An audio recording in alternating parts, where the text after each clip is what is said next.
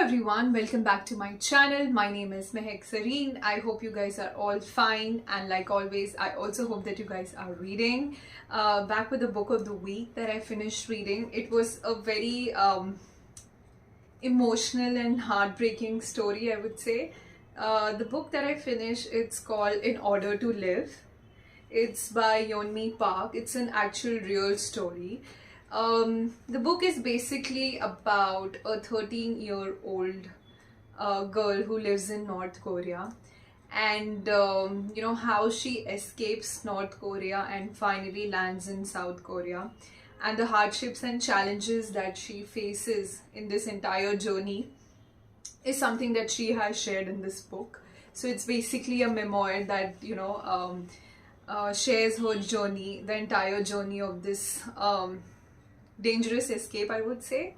Now the book is distributed into three parts. The first part talks about her childhood in North Korea. So you get an understanding about the life in North Korea, the people, and the brutality of the government and the regime there. The second part is, an escape to China, how when she escapes and she lands into China, the second part talks about that. And the third part, finally, when she arrives in South Korea, her life in South Korea, how the initial years and the days look like. So coming to the first part where Yeonmi is sharing about her childhood in North Korea. Now, I don't need to get into details of it. I'm sure you guys know about North Korea or have heard some horrifying stories about it, about how the government and the military is harsh there, and all the hardships that the people have to go. So that is exactly what we read in this book. Yeonmi shares about her childhood, where she has faced all of it. She has suffered starvation, where there was no food, no electricity. She has seen people being murdered in front of her, people killed in front of her, public execution. She's seen all of that. In fact, when you read about some of the things that people actually go through, in North Korea, it literally breaks your heart. Even kids, who are, when they go to school, they're considered as, unpaid laborers, when they're doing everything right from the field work to building the schools, classrooms, etc. They're doing it all. And I think it really broke my heart, when I read about Yeonmi sharing that she used to really enjoy doing the field work, because that gave her an opportunity to, find some amount of grains and food in these mice holes, where mice, rats, they build their houses, so they go and store their food there.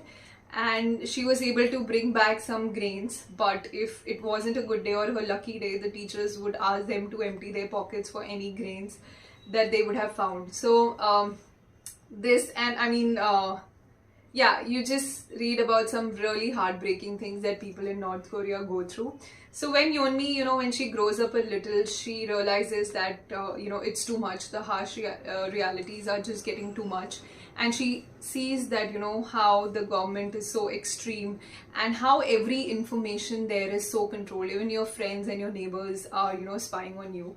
That's when she decides to escape North Korea for a better life with her mother.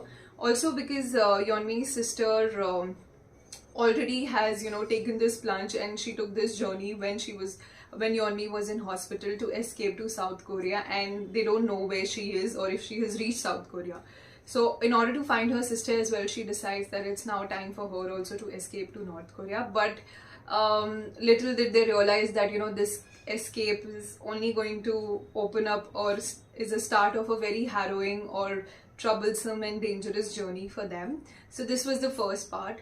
The second part, where Yeonmi talks about finally when they escaped to China. I think that was also one very horrifying chapter, because once they reach China, somehow they are exposed to human trafficking. Like, they are victims of human trafficking and sexual exploitation.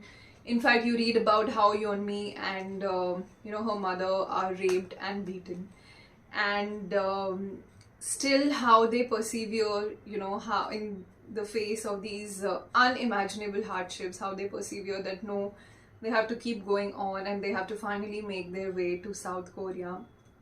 And so that is, you know, the chapter which is Escape to China talks about their encounter with human trafficking and sexual exploitation. Finally, also I think, you know, it was very surprising for me to read that how people are so brutal and inhuman around, in the chapter of Escape to China, Yeonmi mentions about this common problem where, you know, these in China, because there came a time where the population of men was more than the women. So, and what the Chinese people did was they got in women from North who had escaped North Korea as slave brides. So they used to work in the farms and do all the work. In fact, they even got these North Korean brides married to someone in China who had some kind of disability. So, you know, yeah, so I mean, their situation was misused by these people. So you read about all those things, the how much human trafficking is prevalent in China and what the North Korean defectors go through. Finally, I think the last chapter is about when Yeonmi and her mother makes way to South Korea, which is again a whole journey for them. Like, it doesn't get all rosy and easy once they arrive in South Korea. So finally, I think in 2009, somewhere around March, they you know, they walk through the Gobi Desert and they reach South Korean embassy in Mongolia. And from there, so actually I didn't know about this very interesting factor. There is a place like a support center in North Korea. I think it is in Hanowan place, which is basically a place which, you know, is kind of a medical facility and education camp where you have so many defectors, you know, every year coming, trying to make their way to South Korea. So these people, when they reach the embassy or the border, they are brought to this place, like asylum support group, where, you know, they're taught about general life, because these people have been living in North Korea, so they don't know anything about the outside world, as simple as what is an ATM or what is a computer, or, you know, how to talk in English, and as simple as, you know, money and just general life, general knowledge about driving, etc. They have no clue about it. So they're brought in this camp where they're trained for 3 months, given the basic knowledge, you know, driving, how to use an ATM, basically, you know, equipping them. They also give them training in some of the skills like cloth making, beauty services like manicure, pedicure, etc. So that when these people go out, they can make a living. So Yeonmi talks about how they arrived at this place and, you know, the trainings that they go through. And finally, when they make their way out, it is still so difficult to adjust because you know, everything is so new to them. It's so difficult, you know, to keep pace with the advancement around and the freedom around.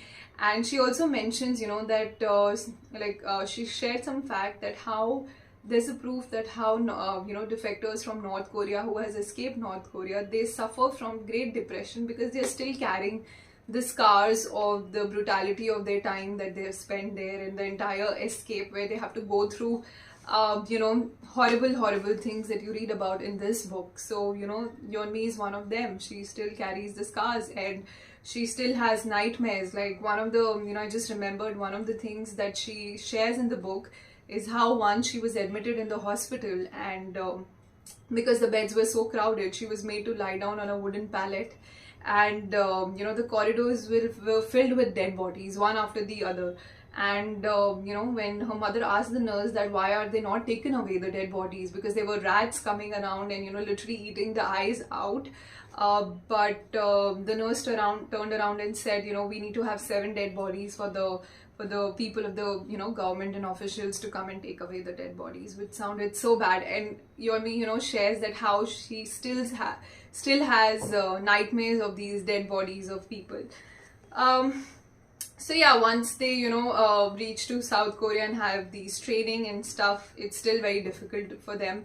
But you know, Yeonmi has this undying spirit, she and her mom, and you know, they take upon themselves to, you know, enjoy or at least accept this freedom for which they have suffered so much. So yeah, this is the book or the journey of Yeonmi that you read about in this book. I think by now you would have realized this is a tale of courage, of resilience, and of undying hope I think that human beings have to or what extent that they can go for freedom and a better lifestyle, and hoped, or at least hope to have a better life. And that's what we saw, that Yeonmi risked so much to have the taste of freedom, or like she shares in the book, for me, our freedom meant, even if to just have a small bowl of rice that I could enjoy, or have all the breads in the world that I could eat.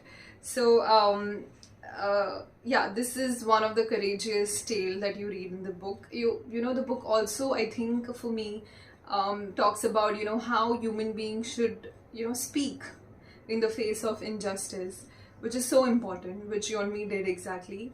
And it also sheds light on the human trafficking. So now Yeonmi is a human activist. She has you can check her out on YouTube. She has appeared on many platforms, and she has spoken about some of the issues. And I think she was someone who has actively shed light and spoken about the human trafficking prevalent in China, and which I think, I hope, because this I mean, she's talking about 2009, so I really hope that the situation is much better right now. But yeah, so this is a little short synopsis on the book. I think must recommend for someone who has a tad bit curiosity. For me, I had a lot of curiosity about the life in North Korea, and just in general to know more about North Korea, and hence I picked up this book, also because this is a memoir, someone who has actually lived in North Korea.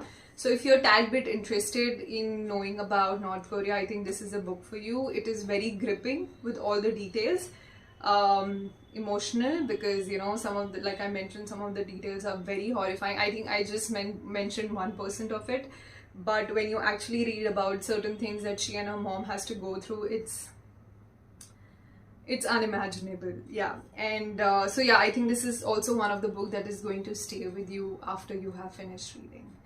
So yeah, that's all on this book. If you have read this book, please let me know about your experience in the comments below. Otherwise, I'm going to see you guys next week with another title. Till then, take care, bye bye, and keep reading.